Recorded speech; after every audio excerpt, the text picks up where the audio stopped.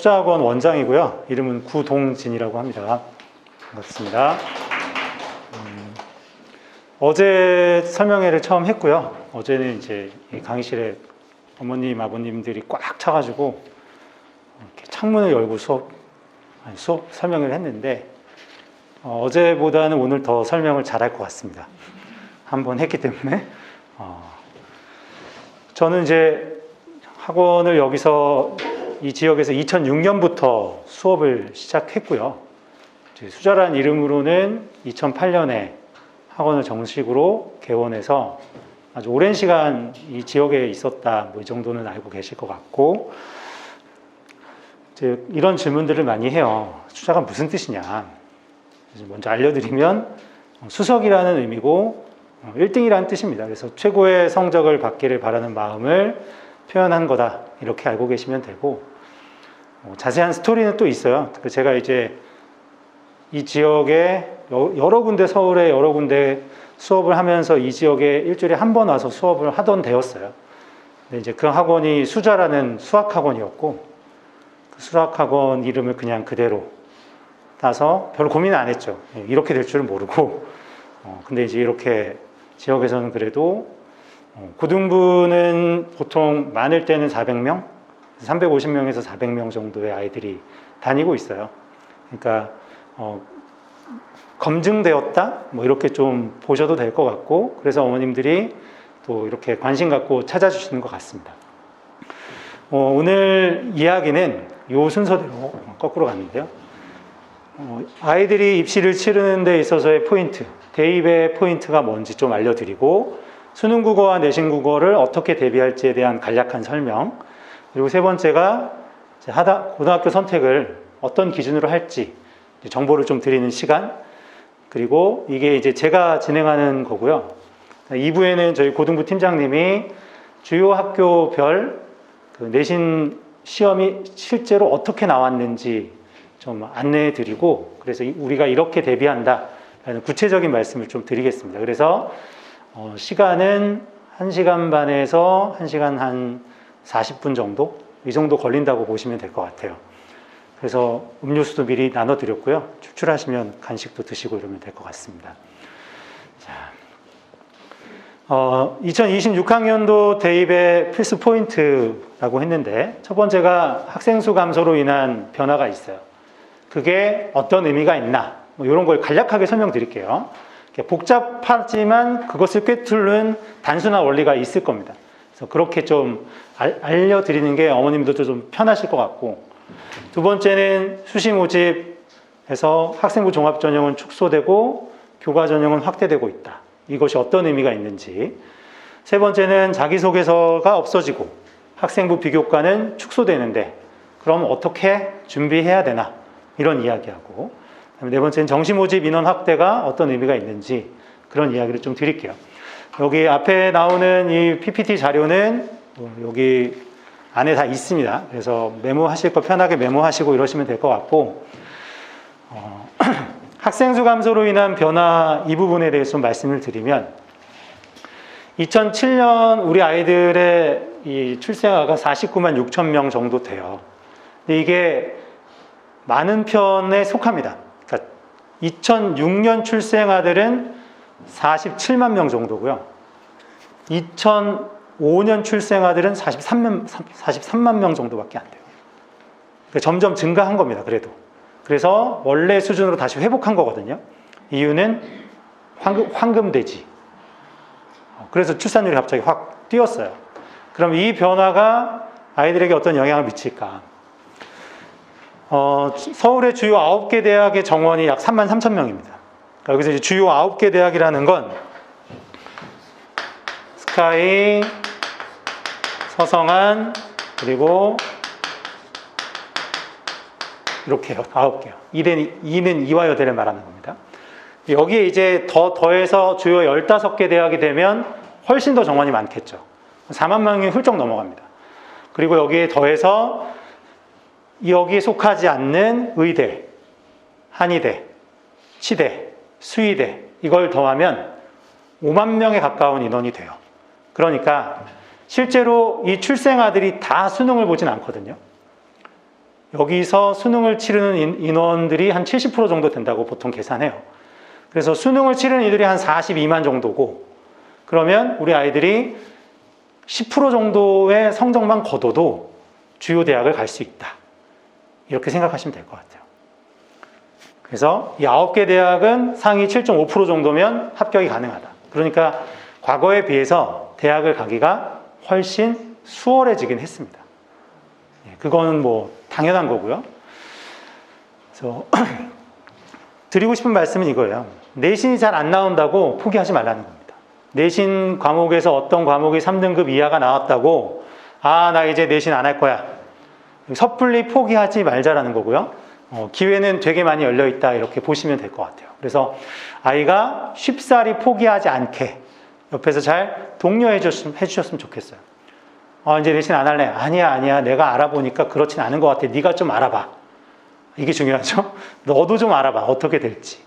그러니까 아이가 스스로 알아보고 선택할 수 있게 잘 이렇게 컨트롤 하시는 게 어떨까 이렇게 생각이 들고요. 두 번째 이겁니다. 수시 모집에 학생부 종합전형이 조금 축소되었고 교과 전형이 확대되었는데 특히 교과 전형에 대한 말씀을 드리는 거예요.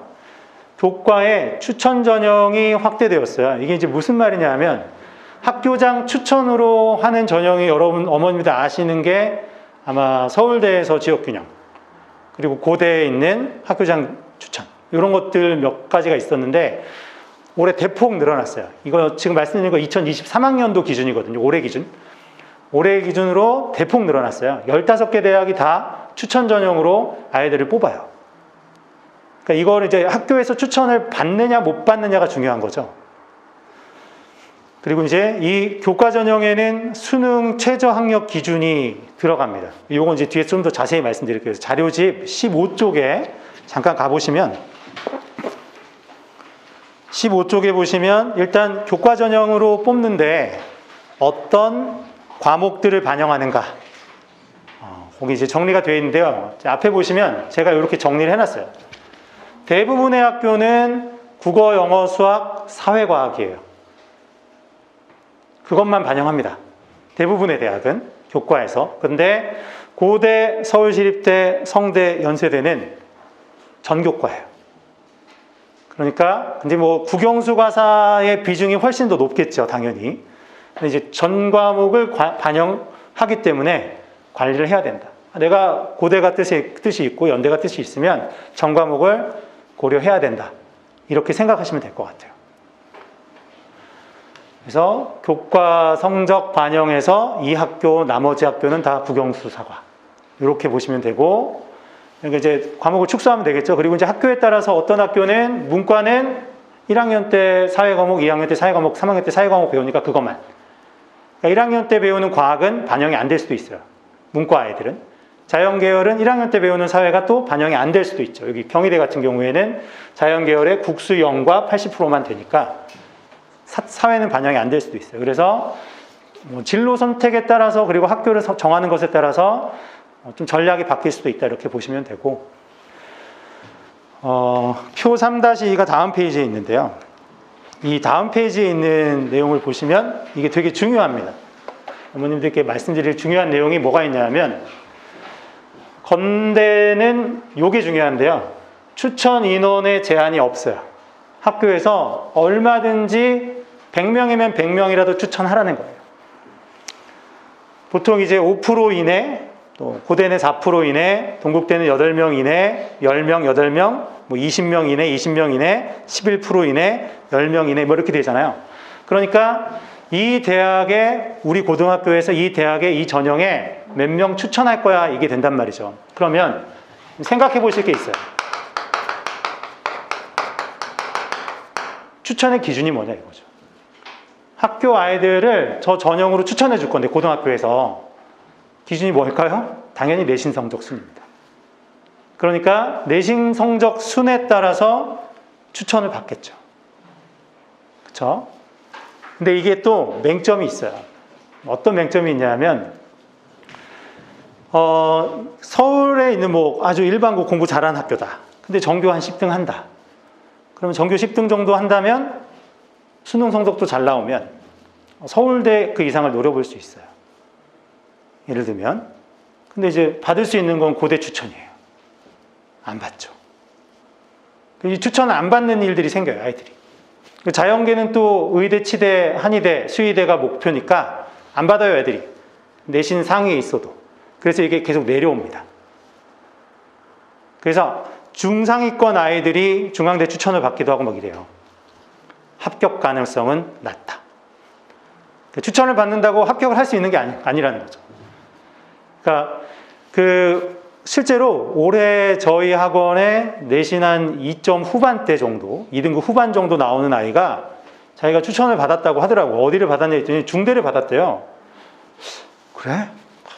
그걸 너가 받아 안았어? 아이고, 그냥 한 장을 버렸다 이런 생각이 드는 거죠. 일단은 내신 성적을 잘 받는 건 되게 중요하고요.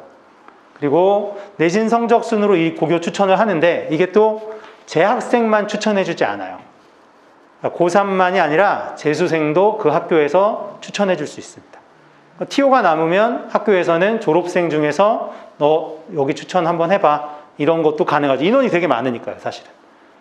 그래서 이 교과 전형의 추천의 기준은 성적수입니다.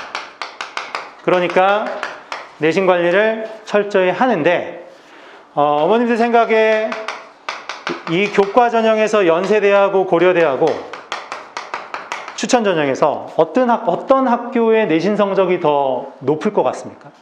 합격의 기준이 되는 내신 성적. 그냥 찍어주세요. 어디가 높을 것 같아요? 합격 기준의 내신 성적이 어디가 높을까요? 예, 연대가 더 높습니다. 연대가 더 높아요. 이유는요, 연세대는 수능 최저학력 기준이 없어요. 고려대는 수능 최저학력 기준이 있어요. 그래서 이 수능 최저학력 기준을 못 맞춘 애들은 다 떨어집니다. 그러니까 연세대는 내신은 엄청 잘 나오는데 수능은 좀 안 된 애들이 많이 지원하겠죠.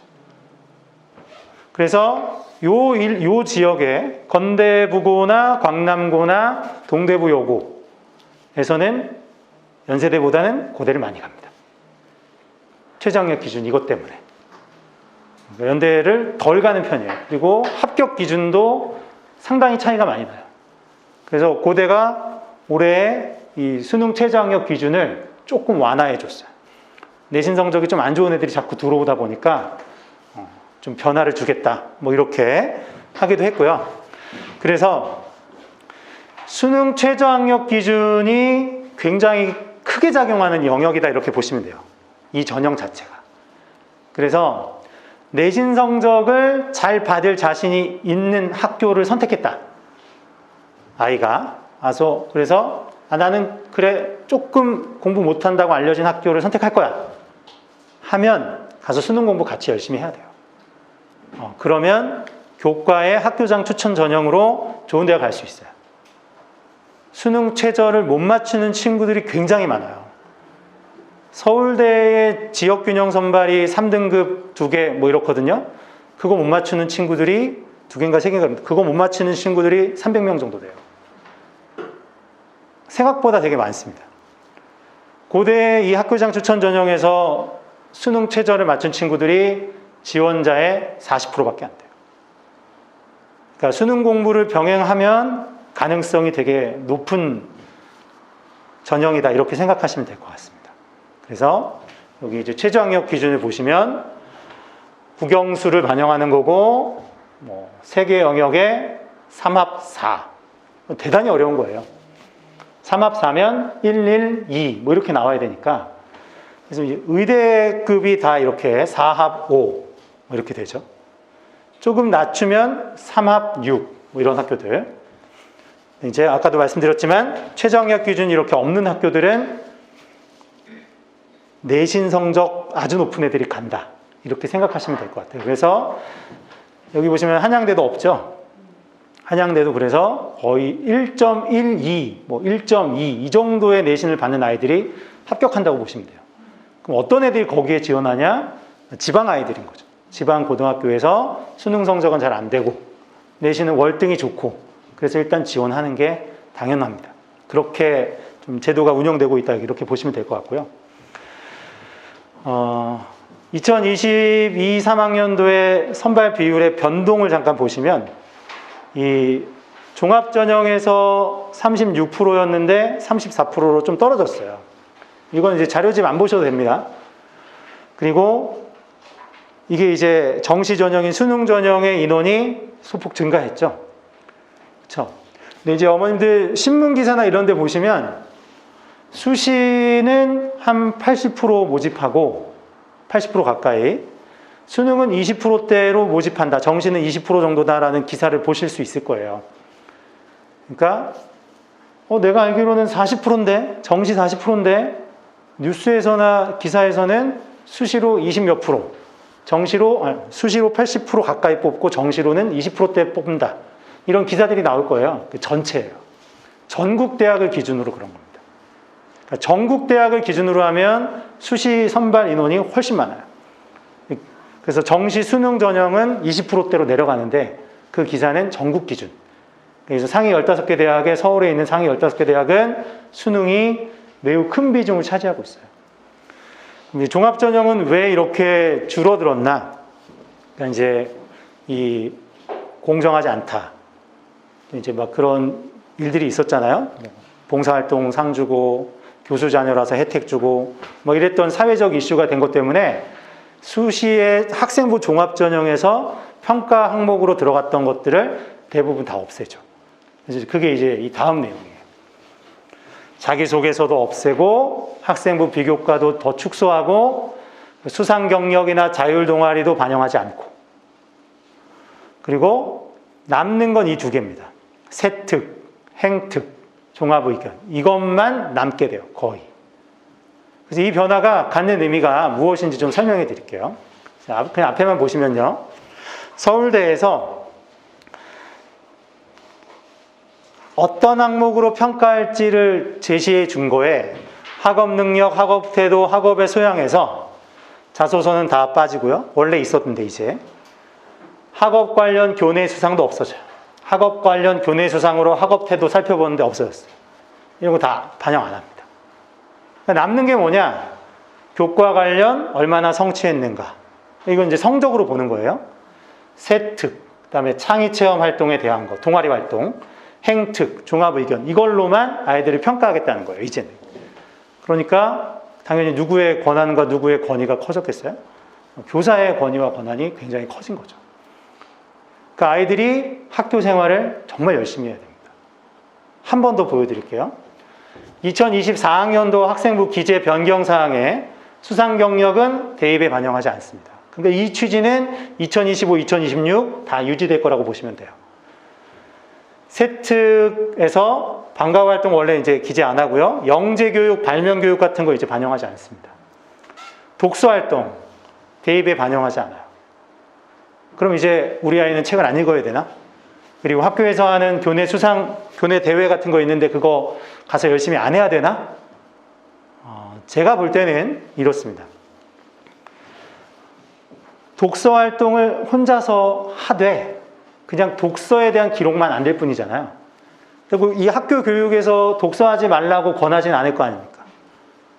그러니까 이제 과목에서 오늘 학교에서 문학 수업을 나갔는데 문학 작품에 어떤 시인이 나왔고 그래서 그 시인의 삶이 너무 궁금해서 혼자서 책을 읽었다.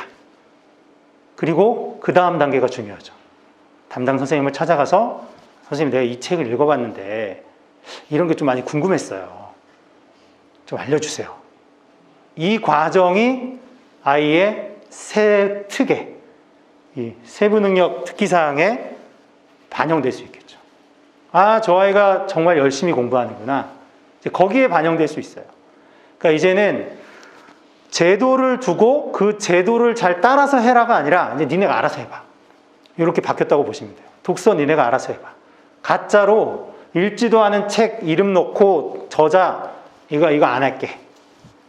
그래서 책을 읽을 거면 읽고 또 교내 수상도 마찬가지인 것 같아요.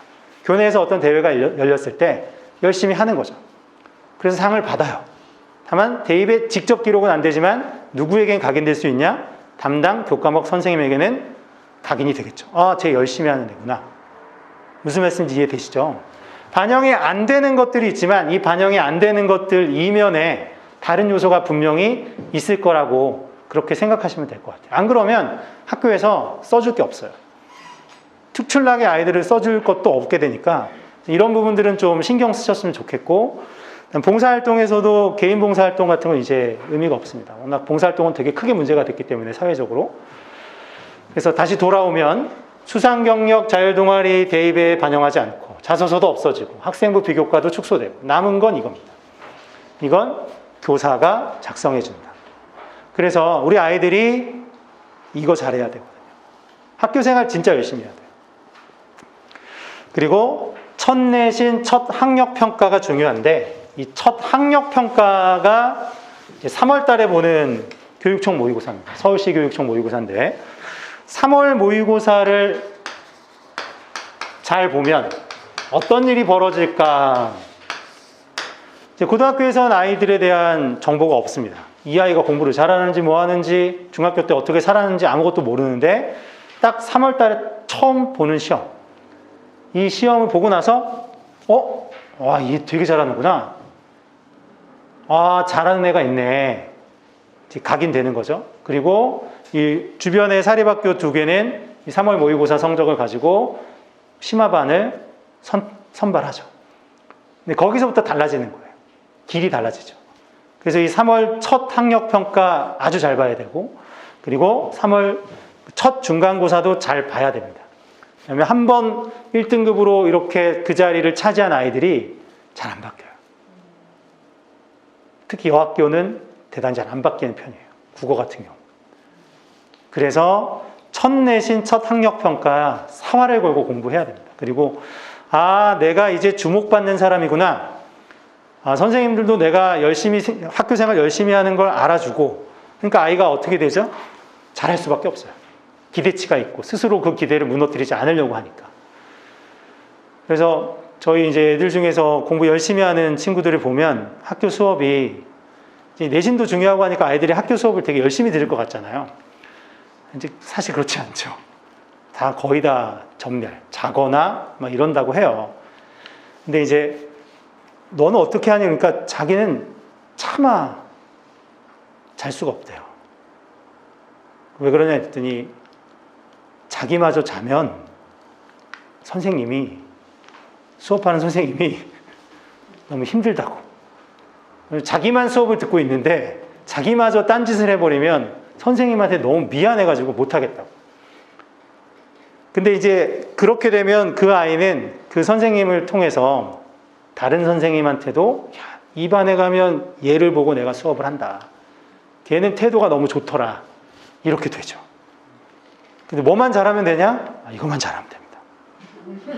예, 이것만 하면 앞에서 말하는 사람이 신이 나거든요. 그래서 제가 저희 선생님들도 그렇고 다 예비고1 아이들 수업할 때 그 얘기 꼭 해줘요. 어디서든 주목받는 방법이다. 100명 넘게 수업 듣는 강의실에서도 혼자 앞에 쪽에 앉아서 이것만 하고 있으면 앞에서 수업하는 사람이 너만 보고 수업할 거다. 그걸 아이들이 좀 배워야 될 것 같습니다. 그렇게 해서 학교 생활 열심히 하고 적극적으로 하면 좋은 내용들이 기록될 수 있겠죠. 단 내신 시험을 잘 봐야죠. 이제 정시 모집 논술은 이야기하지 않겠습니다. 아이들하고 지금은 이제 되게 먼 이야기라서. 정시 모집은 주요 15개 대학이 40.1% 선발한다고 말씀드렸어요. 고3 재학생의 현실은 어떠냐 하면 40% 넘게 선발하는데도 내신에만 과몰입하는 경향이 대단히 커요. 그래서 이 내신에만 과몰입하니까 어떤 분위기가 형성되냐면 9월부터 11월, 10월까지죠. 지금 시점입니다. 9월부터 10월까지의 고3 교실 분위기 어떨 것 같아요, 어머님들? 둘로 나뉩니다. 둘 다 뜨거워요. 둘 다 뜨거운데 한쪽은 공부로 뜨겁고요. 한쪽은 놀이로 뜨겁습니다. 이 놀이로 뜨거운 건 아이들이 대부분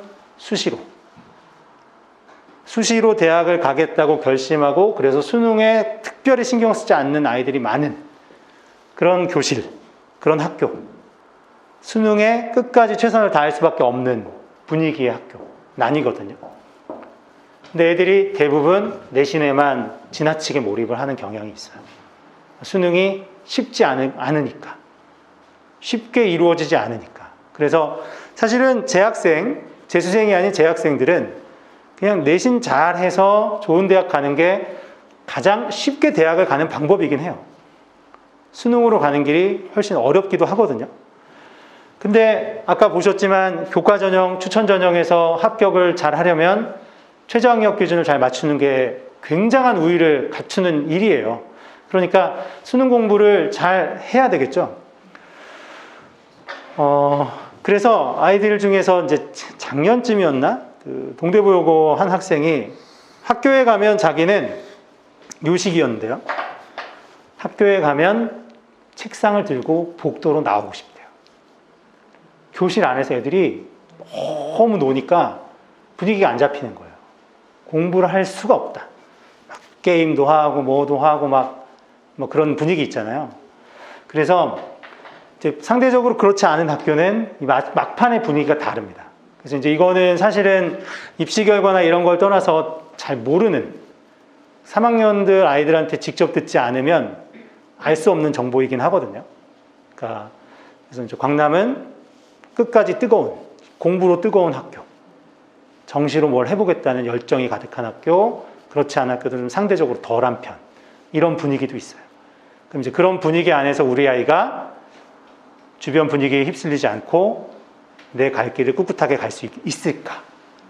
이런 것들이 좀 중요할 것 같고요.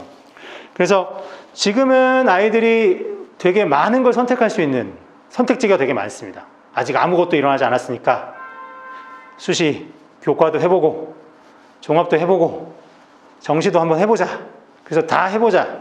학년이 올라갈수록 하나씩 버립니다. 그래서 마지막 남는 게 정시예요. 그리고 마지막으로 선택하는 게 논술. 이렇게 되거든요. 그래서 우리 아이들이 이 선택지를 좁히지 않는 일이 생겼으면 좋겠다. 그런 생각이 들고요. 수능 공부는 사실 1, 2학년 때는 방학을 이용해서 하는 것밖에 방법이 없습니다. 그래서 방학을 이용해서 집중적으로 치열하게 공부해야 한다. 이런 말씀 드리고, 결론, 학기 중에는 내신에 집중해야 됩니다. 교과 전형이나 그리고 종합 전형을 위해서도 학교 생활은 적극적으로 참여하는 거, 특히 이제 수업에서 열의를 갖고 선생님 수업 반응해 주는 거. 방학 중에는 수능에 집중하고 한 번 실패했다고 내신 절대 포기하지 않는 자세. 이런 것들 애들이 잘 가졌으면 좋겠다 이런 생각이 들어요. 수능과 내신 국어의 본질. 수능 국어 문제를 최근에 나온 것들 한번 보신 적이 있으세요? 보신 적이 없으시죠? 그렇죠? 그래서 이제 경험해보게 하는 시간을 제가 항상 갖거든요. 설명이 되게 오랜만에 몇 년 만에 하는데 문제도 한번 풀어보셔라 뭐 이런 시간을 갖긴 하는데 이따가 좀 가져보고요. 앞에 보시면 수능 국어와 내신 국어의 차이가 뭐냐? 출제자가 일단 다르죠.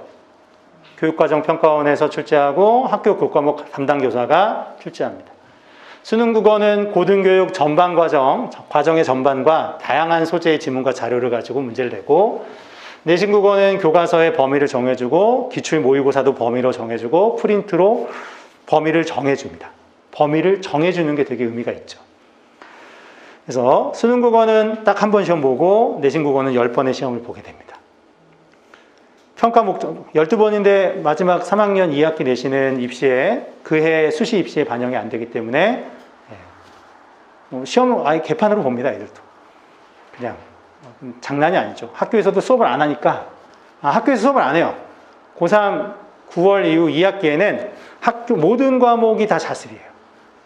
수업을 하지 않습니다. 국어는 좀 해줬으면 좋겠는데 안 하더라고요. 그리고 아무것도 안 하고 시험은 봅니다. 3학년 2학기 기말고사를. 이제 학교도 아는 거예요. 이거 입시에 반영이 안 되니까 라고 생각하니까. 그래서 평가 목적에 보면 이게 빨간색으로 한 걸 보시면 능력을 측정하는 거고 역량을 검사하는 거고 얼마나 생각하는 힘이 있는가를 측정하는 시험이고요. 내신은 순위 결정을 통한 등급 배분이 목적이에요. 그래서 아이가 얼마나 기억을 잘하고 암기를 잘하고 있는가와 이게 좀 중요합니다. 사고력을 측정하는 부분이 있어요. 그래서 수능 국어는 뭐 그냥 비문하기 어렵다고 해마다 맨날 얘기하는 겁니다. 그래서 수능 국어의 오답률 탑 10 문제. 그래서 최근 한 10년간 오답률 탑 10. 그러면 9문제 정도가 다 비문학이에요. 한 문제 정도는 문법이 들어가기도 하고요. 내신 국어는 서술형 평가와 수능형 문제가 어려움을 유발합니다. 특히 수능형 문제가 내신 국어에서 어려움을 유발하는 요소예요. 그래서 실제로 여기 보시면 이게 이제 내신 국어의 사례인데요. 시가 시험 범위가 시고 그 시에 나오는 정서와 태도와 유사한 것을 고르라고 문제를 낸 거예요. 선택지 1, 2, 3, 4, 5에서 하나를 고르는 거예요. 근데 1, 2, 3, 4, 5에 나온 선택지는 안 배운 시예요. 무슨 말씀인지 알겠죠? 이걸 이제 우리가 뭐라고 하냐면 외부 지문이라고 불러요. 외부 지문 문제를 낸다. 그래서 교과서 범위가 아닌 것들을 넣어놓고 해석하는 능력이 있냐? 표현법을 찾아낼 수 있는 능력이 있냐? 그래서 여기 이제 제일 많이 들어가는 게 어떤 거냐면 시조예요. 학교에서도 이걸로 변별력을 내세우기 위해서 시조를, 저희도 처음 보는 시조를 1학년 시험에 넣어줄 때가 있어요. 그러니까 이 외부 지문을 적중시킨다는 건 학원으로서는 사실은 내려놓고 하거든요. 대신에 능력이 필요한 거죠. 그러니까 이게 결국 수능 공부를 해야만 내신에서 고득점을 받을 수밖에 없다. 이제 여기 소설인데 보기는 애들이 처음 보는 소설입니다. 그러니까 처음 보는 소설을 읽고 본문과 보기를 비교해서 판단하는 문제를 낸단 말이죠. 이게 수능형 문제예요. 서술형은 이제 조건에 맞게 쓰는 이런 연습들을 좀 해야 되고요. 그래서 수능 공부와 내신 공부가 별개가 아닌데 별개라고 생각하는 친구들이 너무 많습니다. 그래서 내신 기간에만 국어 공부하고 그리고 내신 끝나면 몇 주 놀았다가 다시 내신 시작하면 오고, 그래서 내신 때만 이렇게 다니면 모의고사 성적은 향상이 안 된 채 그냥 갑니다. 고1과 고2, 고3 이렇게 갈수록 이쪽으로 내려올수록 시험이 어려워요. 국어 시험. 내신 말고 모의고사가요. 그래서 1학년, 2학년은 상대적으로 좀 많이 쉬운 편이에요. 많이 쉬운 편이라 1학년, 2학년 때 공부 좀 했다면 1, 2등급을 국어에서 받는 친구들이 꽤 많아요. 근데 이 아이들 중에 공부를 제대로 안 한 친구들은 고3 가서 3에서 5등급까지 떨어지는 친구들이 굉장히 많습니다. 회복이 안 돼요. 그래서 왜 이런 일이 일어나는지, 어떻게 공부를 해서 그런지 그 이유가 뭔지 좀 알아보겠습니다. 그래서 어디냐면 자료집의 11쪽을 잠깐 보시고요. 이게 2021학년도 수능국어에 나왔던 지문과 문제인데 시간을 한 4분 정도만 한번 드려볼게요, 어머니들. 편하게 읽어보시고 그 밑에 1, 2, 3, 4, 5번의 OX 판단 한번 해보시면 좋을 것 같습니다. 우리 애들이 이런 공부한다 이렇게 한번 생각해 보시고, 부담은 안 드릴게요. 제가 뭐 맞았는지 틀렸는지는 제가 이렇게 보지는 않겠습니다. 한번 천천히 한번 보십시오. 자, 보시겠습니다. 일단 채권, 채무, 급부, 예약, 계약 이런 이제 말들이 나오는데, 채권과 채무와 급부와 예약과 계약이라는 말을 이미 알고 있던 친구들은 훨씬 잘 읽겠죠? 그렇죠? 일단 어휘력을 많이 갖춰 놓는 게 도움이 되게 많이 될 겁니다. 그런데 잘 보면 이 글에 채권이 뭐고 채무가 뭐고 급부가 뭐고 예약이 뭐고 계약이 뭔지를 다 설명해 줬어요. 처음 문장부터 설명해 주죠. 채권은 이런 권리야. 그리고 이런 행위를 급부라고 해. 설명을 하나하나 해주잖아요. 그러니까 단어, 용어에 대한 설명을 글 안에서 다 해줘요. 그리고 글 안에서 해준 설명들을 가지고 이제 진짜 얘기를 시작할 거예요. 그러니까 배경 지식이 필요는 하지만 그게 절대적인 요소는 아니에요. 그럼 어떻게 읽어야 하느냐?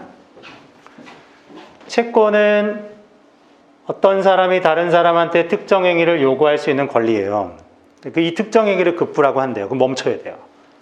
아, 그러니까 어떤 사람이 급부를 요구하는 거구나. 급부를 요구하는 권리가 채권이구나. 그러니까 급부는 특정 행위를 말하는 거구나. 이게 기억에 남아야 되거든요. 왜냐하면 밑에서 급부란 말을 그냥 쓸 거거든요. 밑에서 권리라는 말을 그냥 쓰거든요. 무슨 말씀인지 이해되세요? 글을 쓴 사람이 이 용어는 이런 뜻이야 라고 설명을 해준 의도는 난 밑에서 이 용어를 그냥 쓸 거야. 이런 거란 말이죠. 그러니까 이걸 연습을 계속 해야 돼요. 반복해서 연습해야 돼요. 아, 그래서 이렇게 정의를 내리는 게 이런 의미구나. 그래서 이렇게 읽어 나가면 되겠구나를 반복해서 연습해야 3학년 가서 지치지 않거든요. 그러니까 이제 어떻게 되냐면 이제 뒤에 보시면 계약도 뭔지 설명을 해줬어요. 그럼 이제 저는 어떻게 읽냐면 여기를 읽을 때 계약이란 권리 발생 등에 관한 당사자의 합의라고 했어요.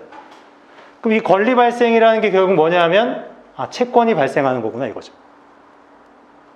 앞에 거랑 연결이 돼야 되죠. 계약을 하면 채권을 누가 갖고 상대방은 채무를 지게 되는 거예요.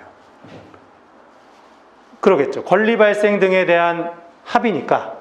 그래서 계약을 해서 채권을 가진 사람은 급부를 요구할 수 있고 상대방에게 채무를 가진 사람은 그 급부를 특정 행위를 들어줘야 돼요. 그래서 여기 밑에 나오는 기차 탑승을 위해서 내가 돈을 지불했다면 나는 채권을 갖게 되죠. 그래서 기차 회사한테 나 태워줘라는 급부를 요구할 수 있어요. 그럼 기차 회사는 급부를 들어줘야 되죠. 의무적으로. 그런데 여기서 이제 좀 어려웠던 게 한번 보세요, 여러분들. 기차 탑승을 위해 미리 돈을 지불하고 승차권을 구입하는 것을 기차 탑승을 예약했다고도 하지만 이 경우는 예약에 해당하지 않는 계약이다 이랬어요. 끝까지 잘 정보를 처리하면 기차 승차권 예약했어는 계약이라는 거죠. 예약에 해당하지 않는 계약이라는 거죠. 그러니까 계약 중에는 예약이 아닌 계약이 있고 예약인 계약이 있는 거예요. 이해되세요? 그래서 계약 중에는 예약인 계약이 있고 예약이 아닌 계약인데 예약이 아닌 계약이 기차 탑승권을 산 거예요. 미리 산 거. 그래서 마지막에 보면 법적으로 예약은, 법에서 말하는 예약은 뭐냐? 당사자들이 합의한 내용대로 권리가 발생하는 계약의 일종으로 예약은 계약이죠. 예약은 계약인데 재화나 서비스 제공을 급부 내용으로 하는 다른 계약인 본 계약을 성립시킬 수 있는 권리 발생이다. 그래서 예약은 다른 계약인 본 계약을 성립시킬 권리가 생기는 거예요. 그러니까 예약을 하면 급부가 뭐냐? 본 계약을 성립시킬 권리를 갖게 되는 거예요. 그래서 예약했다면 나중에 가서 나 너랑 계약할래? 라고 요청할 수 있다는 거죠. 되게 어렵죠. 그럼 이제 1학년 수준의 문제는 어떻게 나오냐? 고1, 2의 쉬운 모의고사는 이런 문제를 여기 있는 문장을 그대로 떠다가 여기다 갖다 놓습니다. 그냥 이렇게 거의 떠다가 갖다 놔요. 그러니까 애들이 쉽네. 눈으로 풀 수 있어. 이게 몸에 배서요. 그 성적이 또 나와요. 이렇게 푸는데 성적이 나와요. 3학년 가면 그런 문제가 확 줄어들어요. 지금 여기 있는 이 문장들은 여기서 없거든요. 없어요. 그 문장 비슷한 걸 찾기가 어려워요. 어떻게 해야 되냐? 내 머릿속에 남아있는 기억들을 조합해서 정보 처리를 해야 돼요. 한번 볼게요, 어머님들. 기차 승차권을 미리 구입하는 것은 계약을 성립시키면서, 맞죠? 계약이죠? 승차권 사는 건 계약이고 권리 요구를 나중에 하는 거죠. 그래서 이게 답입니다. 4번, 5번 다 틀렸어요. 왜 틀렸냐? 승차권 구입은 계약 없이 법률로 정해진 요건을 충족해서 틀렸죠. 승차권 구입하는 것도 뭐죠? 계약이에요. 미리 돈을 지불하는 것은 미래에 필요한 기차 탑승 서비스 이용이라는 계약을 성립시킬 수 있는 권리? 이거는 법적으로 예약이죠. 미래에 계약을 성립시킬 수 있는 권리는 법적인 예약이죠. 그래서 5번도 틀린 설명이에요. 정답률 엄청 낮은 문제였어요. 근데 이런 것들이 정보 처리가 되어야 하잖아요. 그래서 우리 아이들이 국어를 그동안 잘 했다, 중학교 때까지 성적이 잘 나왔다 라고 하는 건 내신도 그렇고 그냥 잘 찾았다 라고 생각할 수도 있습니다. 제가 저희 애들이 둘이 있는데 한 명은 국어를 되게 잘하는 편이고 한 명은 국어를 잘 못해요. 언어 능력의 차이가 좀 심한 것 같아요. 이제 초등학교 2학년들인데 작은 애가, 큰 애가 문제를 푸는 걸 보면 결과적으로는 다 맞아요. 근데 다 맞는데 제가 물어보면 잘 몰라요. 그러니까 문제집에 동그라미는 많지만 그게 잘 찾아서 답을 맞추는 것일 수도 있다는 거예요. 충분히 읽으면서 기억하고 기억을 바탕으로 정보 처리를 했느냐. 그래서 흔히 말하는 알아먹고 문제를 풀었냐와 알아먹지 못하고 찾아서 문제를 풀었느냐. 그러니까 결국 결론, 알아먹는 공부를 계속 해야 된다는 거예요. 문제집에 그냥 문제 풀고 동그라미 쳐서 동그라미 많으면 나 좀 잘하나 보다. 아까 말씀드렸던 고1, 2 때 1, 2등급 맞았던 애들이 3학년 가서 성적이 팍 떨어지는 건 다 이런 것 때문이에요. 그냥 그런 공부 방식에만 익숙해진 거고 그런 문제풀이만 계속 해왔던 거죠. 그래서 변화가 필요합니다. 꾸준히 해야 됩니다. 안 그러면 안 늡니다. 절대 늘지 않습니다. 애들한테 수능 무조건 공부해야 돼. 내신 끝났다고 놀지 마. 그냥 학원이라도 가면 뭐라도 하니까요. 내신 끝났으니까 그래 놀아 이거 하지 마시고 학원 가. 방학 때 다른 건 모르겠어요. 국어는 근데 정말 꾸준히 계속하는 게 정말 중요해요. 이제 잘하는 친구들은 그래서 안 빠지고 계속 와요. 수능 때도. 내신과 내신 사이에 중간에 저희가 한 2, 3회 정도 수능 수업을 할 때도 긴장감 늦추지 않고 열심히 와서 공부하거든요. 그래서 그랬으면 좋겠다 이런 말씀 드리고, 그래서 수능 국어에서 성공기법은 문법과 문학은 내신으로 충분히 개념을 마무리할 수 있어요. 문법과 문학은 내신으로도 충분하다. 수능의 문법과 수능의 문학은 내신으로만도 충분합니다. 그러니까 내신 공부 열심히 하면 이건 다 커버가 됩니다. 문제는 비문학이 안 되는 거예요.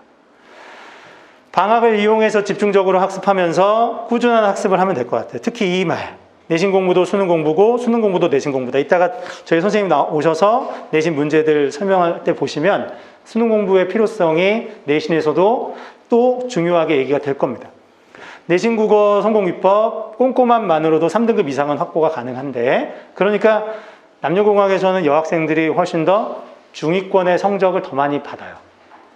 남학생들은 다 아주 상위권에 있고 중간층이 별로 없는, 상대적으로 꼼꼼함에 좀 차이가 있기 때문에 그래서 그런 게 있고요. 외부 작품에 대한 훈련도 해야 되고 교과서 작품과 연계된 별도의 학습도 계속 해야 됩니다. 그래서 꼼꼼함과 성실함을 기반으로 언어 이해력, 응용력을 기르자, 이렇게 생각하시면 될 것 같아요. 그럼 이제 학교 선택에 대한 이야기를 좀 드리겠습니다. 이게 이제 제가 신문 기사를 찾고 찾아가지고 2019년 것까지 다 뒤져가지고 찾아낸 결과예요. 4년제 대학교 진학률입니다. 착각하시면 안 됩니다. 4년제 대학교입니다. 그러니까 인서울이 아니고, 그러니까 인서울 이런 거는 공개가 안 돼요. 고교, 서열화 이런 것 때문에 공개가 안 되고, 4년제 대학의 진학률이 동대구여고 빨간색 보니까 작년까지 하면 62%까지 올라갔어요. 광남고는 32, 42, 38, 50. 작년에 좀 많이 높아졌죠. 근데 이제 30%대 정도입니다. 별로 많이 못 가죠. 안 가는 거죠. 광남고는 안 간다라고 생각하시면 돼요. 애들이 아무 대학이나 안 간다. 그냥 갈 애들만 간 거다 이렇게 보시면 되고, 나머지는 그래서 한 번 더 해보자, 이런 결심이 강하다. 동대구여고는 상대적으로 재수는 잘 안 하려고 하는, 학교 분위기 자체가 그렇죠. 학교 분위기가 그러면 주변에 다 그러니까 자기도 재수할 생각을 안 하게 돼요. 이거 되게 중요합니다, 어머니들. 재수에 대한 분위기가 어떠냐. 그래서 너도 나도 한 번 더 해보자라는 마음이 큰지 아닌지, 이런 것들 좀 생각해 보실 필요가 있고, 건대부고도 광남고랑 비슷한 상황으로 계속 가고 있어요. 상황이. 건대부고도 재수를 좀 하는 편으로 이렇게 파악이 되더라고요. 다음에 이 주변에 저희가 내신하는 학교들만 보여드린 겁니다. 일반고에서. 대원여고는 좀 특이한 게 계속 하향이에요. 뭔가 관리가 안 되고 있나? 이런 느낌도 좀 들고, 그래서 뭐 자세한 건 모르겠습니다. 학교에 속사정이 있으니까. 그래서 저는 이제 이렇게 좀 결론을 내렸어요. 정보를 드리고, 그러니까 이제 어머님들께서 모르셨던 정보를 제가 드리고, 그 정보를 가지고 집에 가셔서 아이에게 이렇다더라라는 정보를 주셨으면 좋겠어요. 그럼 아이는 아이대로 또 자기가 듣는 얘기가 있겠죠. 학교에 대해서. 그럼 아이도 정보를 얻었을 거고, 그럼 아이가 이제 정보를 충분히 취합했으니까 네가 결정해봐. 그러니까 괴로워하지 마시고요. 어제도 굉장히 힘들어 하시더라고요. 끝나고 나와서 상담하는데 어디가 좋아요? 어디가 좋아요? 이러는데 제가 뭐 어떻게 알겠어요? 어디가 좋은지. 그러니까 저도 그냥 제 아이라면 어디를 보내겠다 이런 말씀을 드리긴 했는데 그건 뭐 저의 입장이잖아요. 그래서 한 어머니가 이런 말씀을 하시더라고요. 근데 그게 너무 와닿아서 오늘은 이걸 꼭 말씀드려야겠다 생각이 든 게, 어머니께서 알아보고 이 학교를 가라고 했다. 그래서 갔는데 아이 뜻대로 잘 안 되고 있다. 그 원망을 어떻게 할 거냐 이거예요. 엄마가 하라는 대로 해가지고 나 이렇게 됐잖아. 내가 저 학교 갔으면 어쩔 뻔했어. 일어나지 않은 일에 대한 가정도 하면서 가지 않은 길에 대해서 미련도 남고 막 계속 그런 거죠. 그래서 제가 볼 때는 충분히 정보를 제공해주고 네가 선택해. 결정을 네가 해봐. 이게 맞는 것 같습니다. 좀 편하시죠? 예. 그러니까 결정의 주체는 아이여야 돼요. 근데 여기서 좀 말씀드리면 이런 학교예요. 자양고 같은 경우에, 광양고 같은 경우나 자양고 같은 광양고는 좀 충격적이었어요. 4년대 지방 학교 다 합쳐서인데 이 진학률이 26%였던 시절도 있더라고요. 점점 나아지긴 합니다. 나아진 거는 이제 학교 배정 인원을 좀 다른 여러 지역에서 여기 지역 아이들도 광남고를 배정받은 아이들이 꽤 있어요. 그래서 광양고 다니는 아이들은 얘기 들어보니까 저희 학원 아이들 얘기 들어보니까 시험은 쉽고 내신 따긴 쉽다 이렇게 얘기하더라고요. 그럼 저길 가면 그냥 내신은 가서 잘 받고 수능 최저 준비하면 되겠죠. 그게 답일 수도 있어요. 그래서 사람에 대한 말씀을 드리면서 이 얘기를 마무리해 볼게요. 어머님들은 사람은 변한다고 생각하세요? 안 변한다고 생각하세요? 인간 안 바뀌지 뭐 이런 얘기 하잖아요. 그렇죠? 사람은 잘 변합니까? 안 변합니까? 잘 안 변합니다. 우리 아이가 변할까요? 안 변할까요? 여기에 어떤 생각을 좀 해보셨으면 좋겠어요. 지금 상태 그대로면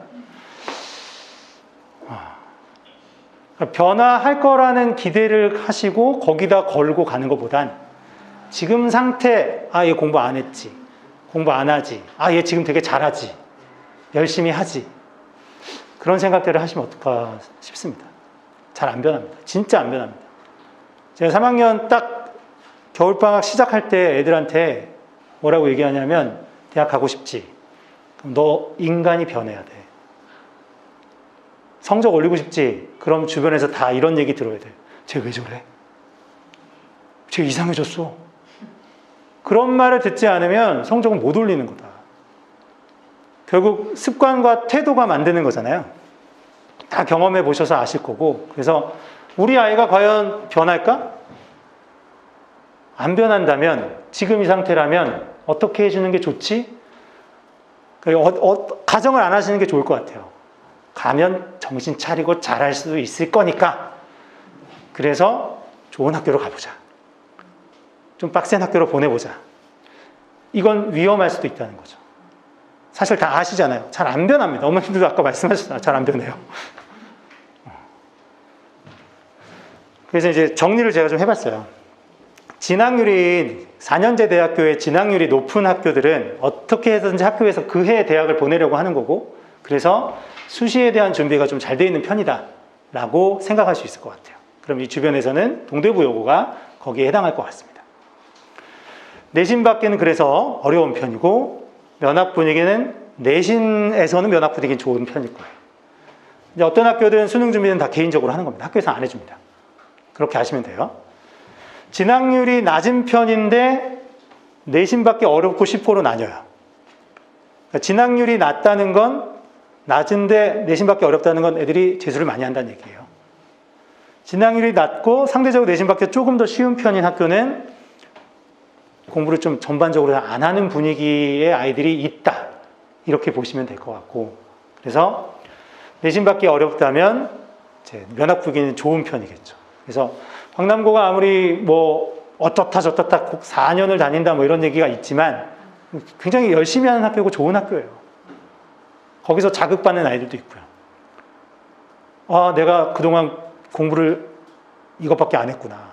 정말 열심히 하는 애들이 있구나. 거기서 자극받을 수도 있어요. 안 하는 데 가면 안 하는 대로의 또 거기에 분위기에 맞춰지겠죠. 그래서 상위권 경쟁은 다 똑같습니다. 어제 어떤 어머니가 우리 애는 지금 중학교에서 전교 1등도 해봤고 전교 13등까지 떨어져 봤다라고 하더라고요. 그래서 아이가 여학생인데 대원여고를 갈지 동대부 여고를 갈지 한대부고를 보낼지 고민하신다고 해서, 고민을 왜 하세요? 어디든 가면 되죠. 고민할 게 없는 거예요. 걔는 가서 열심히 할 거니까, 또 잘 할 거니까. 그냥 아이가 원하는 대로 가게 해주세요. 한대부고는 굳이 안 가도 될 것 같습니다라고 말씀드렸어요. 진학 결과나 이런 게 입시 실적이 막 월등히 좋다 이런 건 아니라서. 또 내신 관리하기 되게 빡세거든요. 범위도 어마어마하고. 그래서 질려버릴 수도 있어요. 가서. 그러면 그냥 일반고 중에서 2개, 요거 2개 아무 데나 가십시오. 사람은 안 변하니까. 그래서 그런 기준을 세우시고 아이들에게 이 결정을 맡겨주시는 게 훨씬 현명한 결정이 아닐까 싶습니다. 네가 결정했으니 네가 책임져 봐라. 그래서 저도 어제 그런 얘기를 듣고 정리를 해봤어요. 우리 아이라면 어떻게 하지? 깊이 생각해 봤어요. 그래서 어제 그 시점 전까지는 우리 애들은 다 여자애들이니까 나는 그러면 반드시 건대부고로 보내볼까 1순위로? 2순위는 동대부여고로 적을까? 아니야, 2순위는 광남고야. 뭐 이랬는데 아니다. 정보를 주고 네가 선택해봐. 그게 맞는 것 같습니다. 그래서 제가 준비한 건 여기까지고요.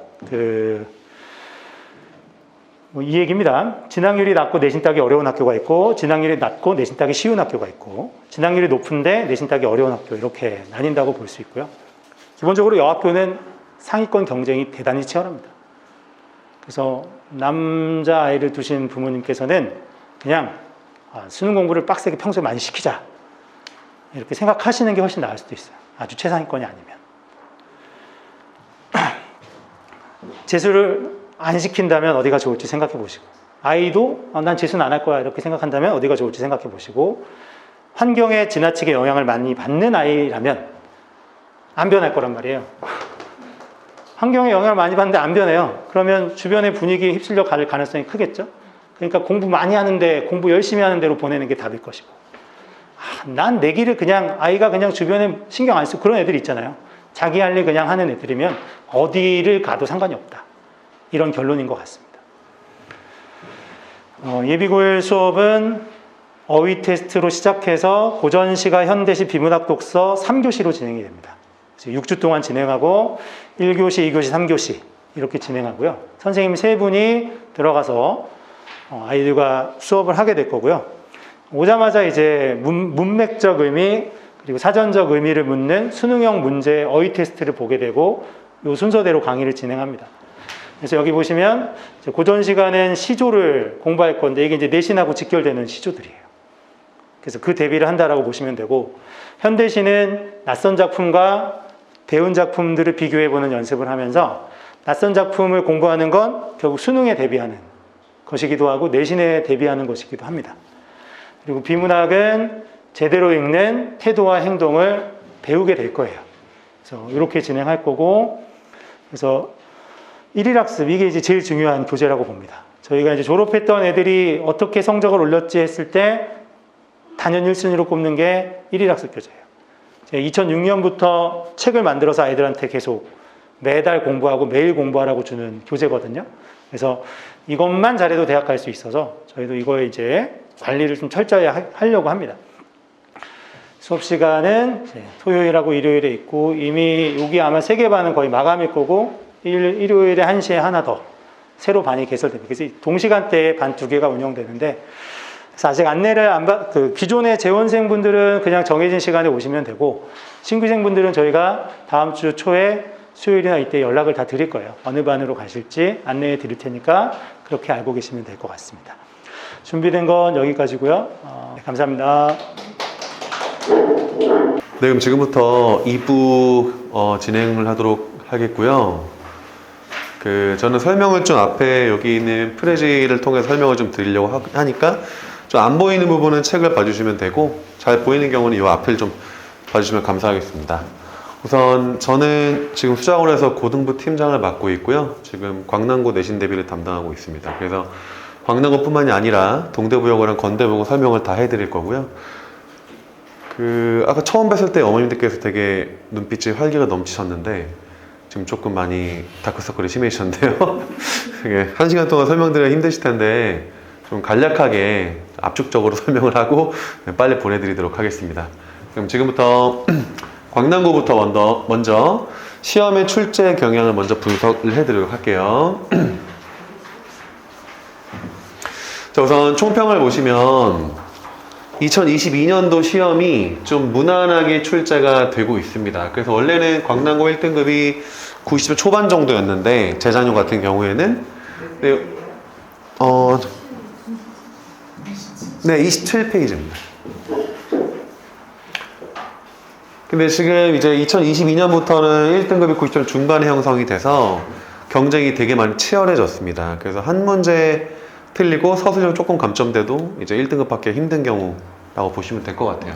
근데 이게 조금 오해하지 마셔야 될 게, 광남고 아이들에게는 무난한 시험이 된 거는 맞는데요. 중학교에 있다가 이제, 언니나 오빠가 형들이 없는 경우 이제 어머님들께서 중학교에 있다가 고등학교 올라가면 아이가 되게 많이 힘들어 하게 될 거거든요. 들으셨겠지만. 그래서 광남고의 내신 등급에서 1등급부터 4등급 정도의 아이들은 사실 중학교 때 전부 다 90점에서 100점 맞던 애들이에요.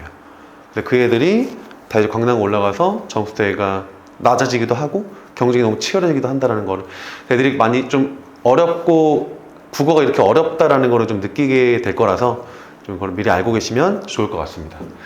우선 세 가지의 특징이 있는데 이거는 제가 사례를 통해서 좀 보여드리도록 할게요. 우선 첫 번째는 까다로운 조건의 서술형 문제라고 보시면 될 것 같거든요. 여기 이게 실제 출제가 됐던 문제입니다. 올해 중간고사인데 우선 조건 보시면 세 가지가 나눠져 있고 첫 번째는 완결된 문장이라고 보이시죠?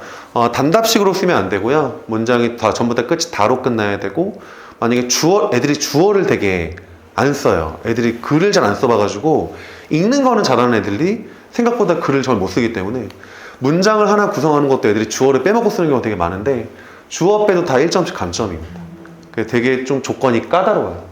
아무래도 시험이 광남고들 워낙 잘하다 보니까 시험에 경쟁이 치열할 수밖에 없기 때문에 학교생 입장에서는 요거들 감점을 해야 좀 등급 변별이 되기 때문에 어쩔 수 없는 것 같고 우선 이 맞춤법 같은 경우도 정작 시험 공부를 되게 열심히 했는데 맞춤법을 좀 어이없게 틀려서 이제 그런 경우도 있어서 좀 맞춤법도 좀 신경을 써야 되고 그리고 아래 세 번째 조건 보시면 윗글에 시어 또는 식구를 둘 이상 인용하되 의미를 포함하여 구체적으로 쓰라 이렇게 나오거든요.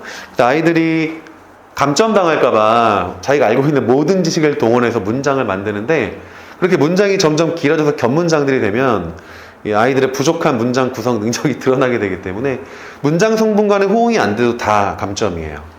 그래서 되게 많이 감점돼서 난이도가 그렇게 어려운 시험은 아닌데 100점은 거의 없습니다. 거의 다 깎여가지고 보시면 될 것 같고 그래서 결국 특징은 주어진 조건에 맞게 서술형 문제를 풀어나가는 쓰기 훈련을 반드시 해야 된다라고 보시면 될 것 같습니다. 이따가 저희 학원의 대응 방식을 말씀드릴 때 다시 말씀드리겠고요.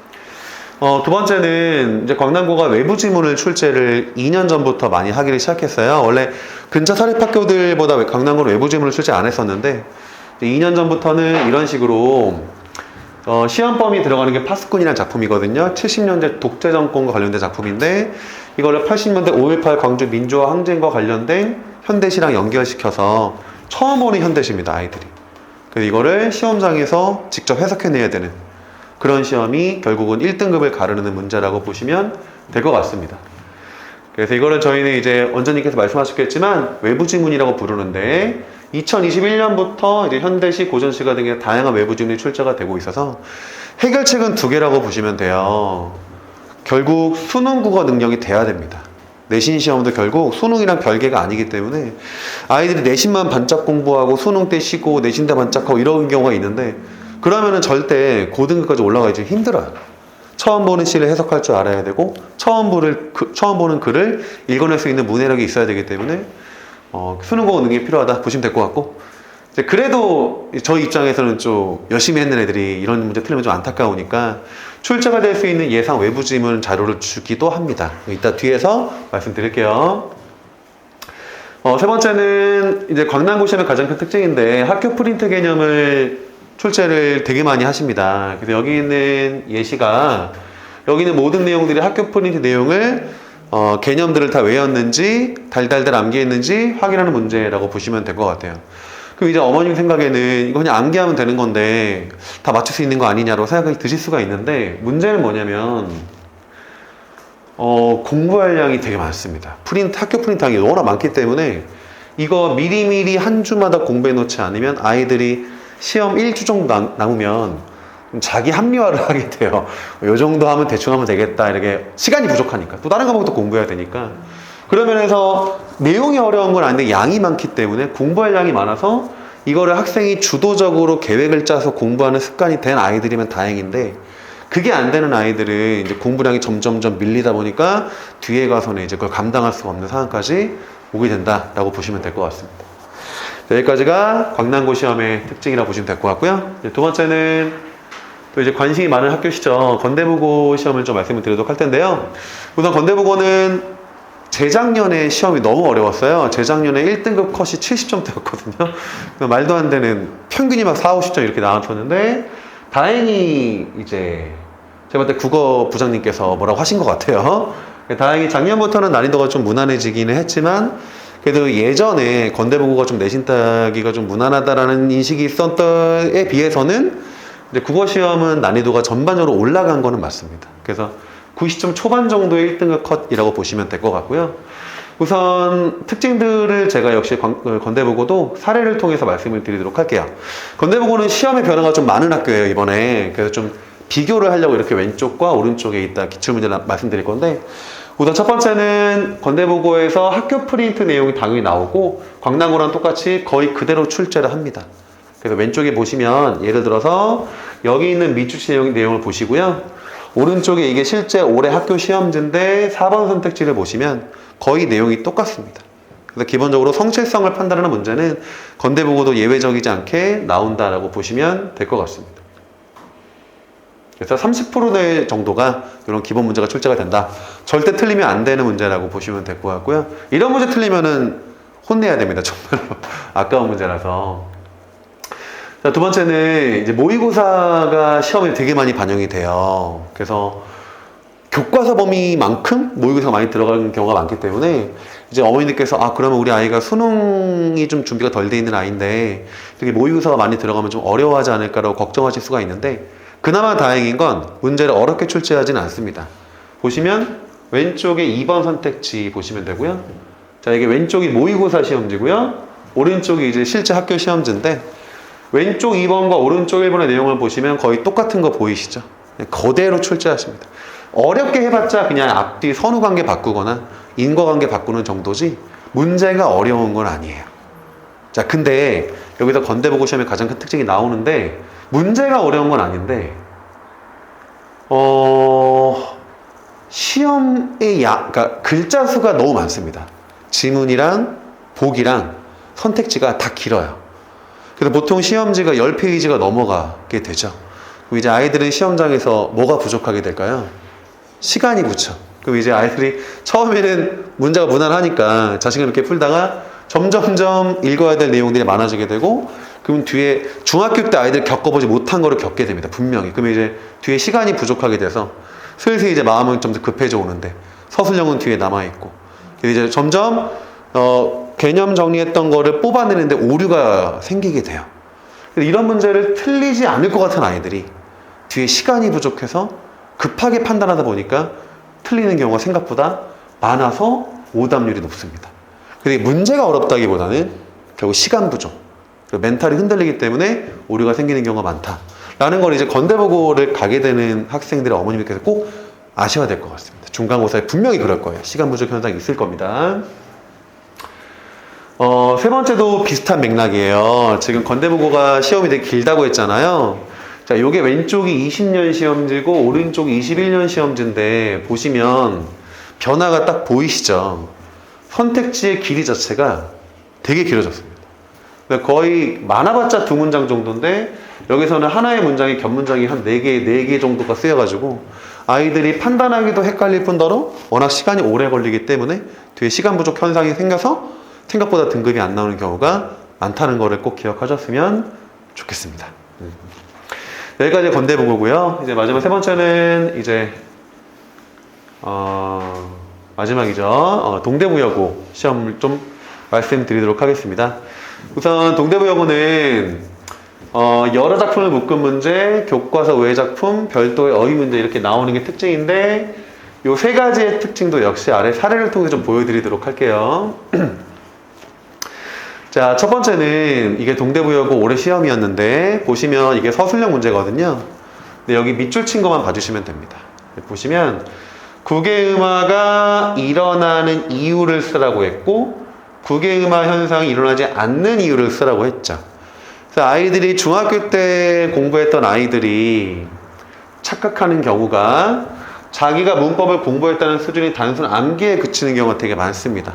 그냥 예문을 보고 이거는 국외음화다, 이건 비음화다 이런 식으로 판단만 하면 중학교 때까지는 가능했거든요. 이제 고등학교 수준에서는 서술형에서 그 문법이 적용되는 원리까지 쓰라고 합니다. 그래서 아이가 그 문법이 왜 일어났고 그 일어난 이유랑 원리에 대해서 스스로 다른 학생들에게 가르칠 수 있는 수준까지 돼야지 서술형에서 감점이 되지가 않아요. 근데 실제로 공부를 잘하는 애들 보면은 옆에 친구들을 막 가르쳐요. 되게 좋은 공부 방법이거든요. 근데 그 아이들이 옆에 친구들을 위하는 게 아닙니다. 사실 위하는 것도 있겠지만 그거보다는 다른 아이들을 가르치면서 자기가 정리가 되는 거. 가장 좋은 공부 방법은 본인이 가르치는 겁니다. 그래서 보통 공부 잘하는 애들이 이런 걸 통해서 이제 이런 문제를 해결하게 되고요. 두 번째는 문학작품끼리의 공통점과 차이점을 확인하는 문제인데요. 보시면 동대부여고는 한 작품만 물어보는 선택지를 거의 만들지가 않아요. 왜냐하면 아시겠지만 여고 애들이 되게 열심히 하거든요.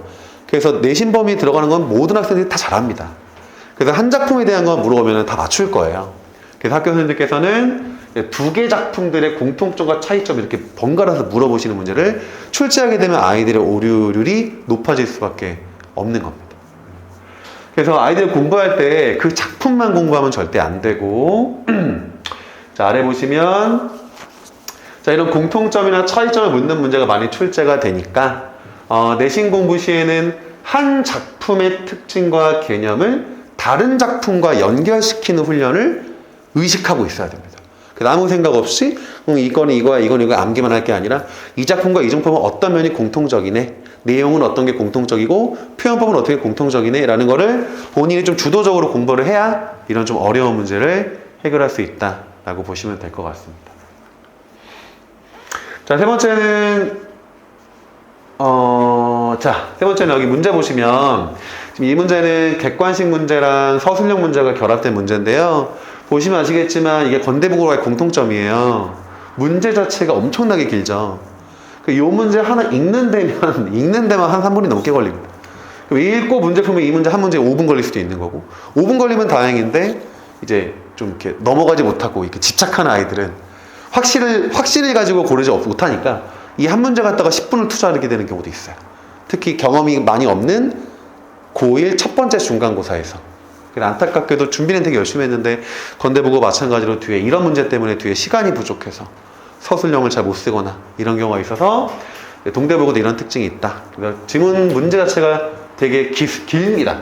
보기도 길고 선지도 길기 때문에 이런 문제들을 경험을 많이 해봐야 됩니다. 그래서 저희 학원 문제교재에서는 이제 이런 문제를 따라 선별해서 주는 거다라고 보시면 될 것 같고, 그리고 제가 깜빡하고 아까 말씀 못 드렸는데 건대보고는 서술형이 없어요.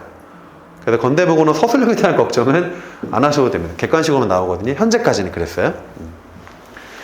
자, 그리고 자, 동대보고 특징 네 번째인데요. 위에가 좀 잘리네요.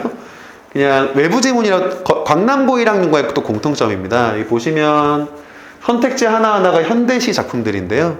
배운 적이 당연히 없는 겁니다. 그래서 시험 범위 내용과 연결시킬 수 있는 다른 외부 지문들을 갖고 와서 이것도 역시 아이들이 처음 보는 시를 해석해낼 수 있는 훈련이 필요하다라고 보시면 될 것 같아요. 결국 광남고랑 비슷합니다. 수능 공부가 뒷받침된 애들이 유리할 수밖에 없는 시험인 거 아시면 좋을 것 같고, 물론 이제 방학 기간에 필수 작품을 익혀야 되는 것도 필요하고요. 그래서 아마 이 부분은 저희가 예비고일은 특강 수업이 따로 진행이 될 거라서 나중에 다시 말씀드리도록 하겠습니다. 여기까지가 혹시 설명이 빠르진 않았죠, 어머님들? 네. 여기까지가 학교 시험 특징이고, 그럼 저희가 사실 제일 중요한 부분인데, 그럼 저희 학원에서 어떻게 이걸 대비하느냐, 이제 이거를 간단히 말씀드리고 마무리하도록 하겠습니다. 자, 그러면 수자의 내신 대비 시스템은 어떻게 되냐면, 첫 번째는 꼼꼼한 수업 교재예요. 저희는 자체 교재를 모두 수업을 진행을 하고요. 왼쪽 보시면은 교과서 본문을 넣어주고, 여기에 아이들이 수업 들은 내용을 주도적으로 필기를 하고 정리를 하고, 자, 오른쪽의 내용은 학교 프린트를 잘 쓰지 않는 학교는 이제 교사한 교과서 내용을 미리 넣어주고요. 그리고 학교 프린트가 나오는, 제가 알기로는 동대, 건대, 관남은 다 학교 프린트 많이 활용을 하시거든요. 여기다가 이제 미리 학교 프린트, 그러니까 작년과 프린트가 똑같다면 미리 학교 프린트 넣어줘서 학교들마다 요구하는 것들이 다 달라요. 같은 작품이라 하더라도. 그럼 이제 그 학교에 맞는 프린트의 내용을 미리 넣어서 아이들이 각 학교의 특성에 맞게 공부를 좀 하게끔 만드는 게 수업교재 목표라고 보셔서 저는 그게 판단하기 때문에 시중교재를 쓰진 않고요. 그래서 학원 수업 방향, 학교 프린트, 교사한 교과서 내용을 모두 반영한 교재다라고 보시면 될 것 같고, 두 번째는 문제교재입니다. 여기 왼쪽을 먼저 봐주시면 여기 중간고사 기출이라고 써 있을 거예요. 그러니까 가장 중요한 건 기출문제이기 때문에 저희가 지금 각 1학년 4, 5년의 기출문제를 다 저희가 확보하고 있기 때문에 우선 문제교재 기출문제는 당연히 들어가게 되고 그 학교의 특성을 알 수 있는 기출문제고요. 이것만 풀면 부족하잖아요. 그래서 오른쪽 보시면 요거는 이제 이 지역의 기출문제가 아니라 다른 학교들, 서울 지역에 있는 다른 학교들의 좀 어려운 문제를 선별해서 같이 풀어볼 수 있는, 내신 문제가 사실 비슷한 특성들이 많기 때문에 그래서 왼쪽은 해당 학교, 오른쪽은 이제 다른 지역의 다른 학교 기출문제, 같은 출판사를 쓰는, 이렇게 보시면 될 것 같습니다. 그리고 여기에서 만약에 이제 수능형 문제가 잘 나오는 학교라면 이제 평가원이랑 교육청과 사설 모의고사의 수능형 문제가 저희가 연도별로 다 데이터가 있기 때문에 그것까지 같이 결합해서 하나의 교재를 완성시키기 때문에요. 만약에 아이가 우리 학원에 다니게 되면 따로 문제 교재를 사실 필요는 아마 출판사마다 평가 문제집이 있는데 문제가 너무 쉬워요.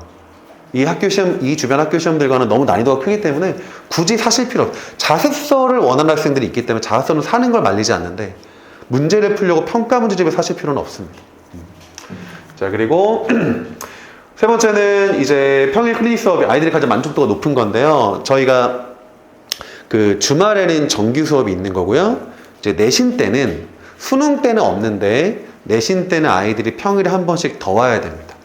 그 예를 들어 아까 광남고 말씀드렸잖아요. 너무 공부할 양이 많기 때문에 이제 중학교에서 갓 올라온 아이들은 자기가 주도적으로 계획을 짜서 공부량을 분할하지 못합니다. 그래서 이제 그거를 학원에서 해주고자 하는 형식이라서 그 전주에 주말 수업 때 아이들이 공부했던 내용을 그 다음 주 평일에 무조건 오게 만들어서 시험을 보게 하고요. 담당 선생님이 테스트를 만들어서 이런 식으로 만약에 이 작품을 배웠다 그러면 아이가 공부 끝났으면 안 보고서 필기했던 내용을 정리해 보는 거. 물론 다 쓰는 아이들도 있지만 못할 수도 있잖아요. 그러면 다 쓰고 나서 자기 수업 교재랑 비교하면서 못 쓰거나 틀린 것들은 자기가 스스로 다른 색깔 펜으로 그걸 정리해서 그 빈틈만 메꾸면 완벽하게 정리할 수 있겠죠. 오른쪽은 이제 학교 프린트입니다. 학교 프린트 내용도 나중에 한 번에 몰아서 암기하면 절대 힘들기 때문에 미리미리 확보하고 있는 학교 프린트로 테스트를 보게 한다라고 보시면 될 것 같고, 당연히 클리닉은 통과를 해야 저희가 보내고요. 타이트하게 가르치는데 이런 경우는 있어요. 만약에 통과를 못했어요. 안타깝게도. 뒤에 학원이 너무 꼭 가야 되는데 저희가 국어만 또 가르칠 수는 없잖아요. 그래서 붙잡고 싶지만 붙잡지 못하는 경우는 이제 그러면 내일 다시 와. 혹은 주말 수업 끝나고 다시 확인하자. 이런 식으로 진행한다라고 보시면 될 것 같아서 욕심 같아서 붙잡고 싶지만 국어만 가르치라 할 수는 없기 때문에 그런 식으로 진행하고요. 그래서 결국 평행 클리닉은 이해와 암기를 확인하는 내용이고 그 다음에 수업과 문제 교재에 대한 질의응답을 이때 진행한다라고 보시면 될 것 같습니다. 그리고 네 번째는 이게 저희가 적중가 분석이라는 자료, 최종 자료인데요. 보시면은 잠시만요 어머님들 여기 내용을 보시면 여기는 잘 안 보이니까 아마 교재를 보시면 될 것 같아요. 여기 출제 확률로 이렇게 쭉 정리해 놓은 게 보이실 거고 이렇게 네? 안 보이나요 잘? 그래요? 말씀을 드릴게요. 너무 이게 최종 자료인데 이제 내용이 많기 때문에 좀 글씨 작게 넣어가지고 그러니까 예를 들어 뭐 이게 제가 출제 확률을 이렇게 적어 놓은 거예요. 그래서 뭐 별표가 1개, 2개, 3개, 5개 있거든요. 그래서 나올 수 있는 것들을 좀 핵심을 짚어주는 뭐 한마디로 좀 찝어주는 거라고 보시면 될 것 같고 이게 가능한 이유는 여기에 그 전년도 기출 선택지를 좀 넣어주거든요. 그러니까 이미 4, 5년의 기출이 있어요. 1학년들은. 그러면 학교 선생님들은 그 전년도에 기출했던 내용을 출제하기를 꺼려하실 수밖에 없거든요. 아이들 다 알고 있기 때문에. 그래서 기출됐던 시험지를 보면 어느 정도 핵심적인 내용들이 예상이 돼서 그 전까지는 기출이 이렇게 됐으니까 이제 올해는 이걸 봐야 된다. 이렇게 찝어주는 자료라고 보시면 될 것 같고 네, 진짜 중요한 건 이렇게 찝어주는 거는 사실 다 맞춰요, 애들이.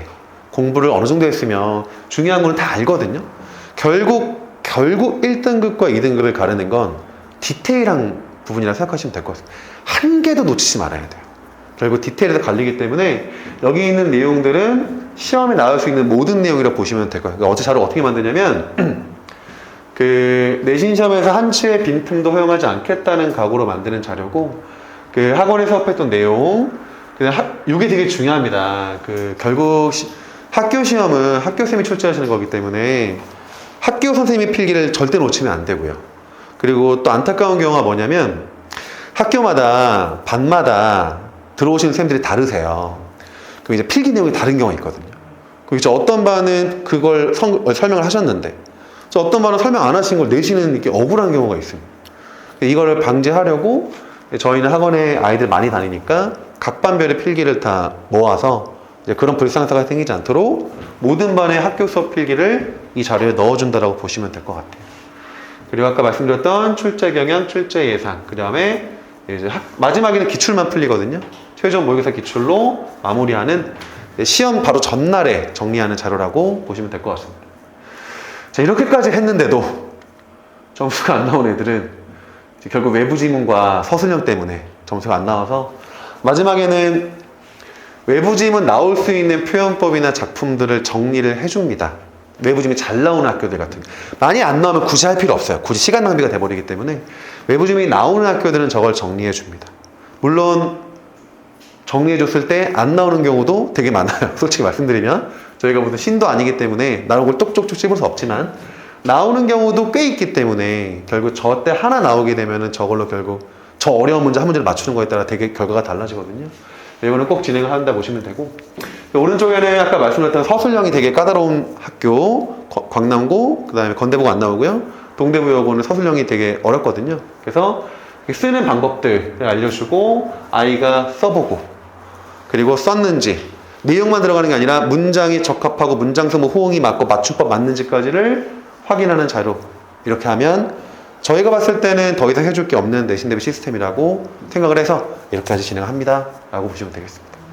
여기까지가 제가 오늘 어머님들께 말씀드리는 부분들이고 아마 궁금한 점이 많으실 거예요. 우선은 끝나면은 이제 광남고에 궁금하신 점 있으면 저한테 물어보시면 되고 밖에 건대부여고, 동대부여고, 건대부고, 동대부여고 담당 선생님이 계시니까 궁금한 점 있으시면 끝나고 물어보시면 되는데 우선 지금 이 상황에서 제가 설명한 거에서 궁금한 점 있으시면은 질문을 많이 해주시면 감사하겠습니다.